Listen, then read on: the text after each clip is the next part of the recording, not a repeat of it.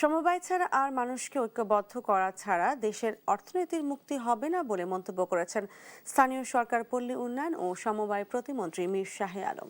শনিবার সকালে রাজধানীর আগারগাঁয়ে সমবায় অধিদপ্তর 104তম আন্তর্জাতিক সমবায় দিবস উদযাপন অনুষ্ঠানে যোগ দিয়ে এসব কথা বলেন তিনি। এ সময় তিনি ফ্যামিলি কার্ড আর কৃষক কার্ডের গ্রহীতাদের সমবায়ের আওতায় নিয়ে আসার আহ্বান জানান। সমবায়ীদের পণ্য রপ্তানি করতে সরকার ব্যবস্থা নেবে বলেও জানান প্রতিমন্ত্রী।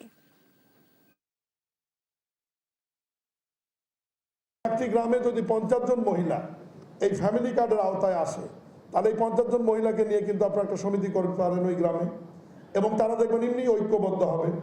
দ্বিতীয় অস্ত্র আপনাদের সামনে আমরা তুলে দিচ্ছি কৃষক কার্ড।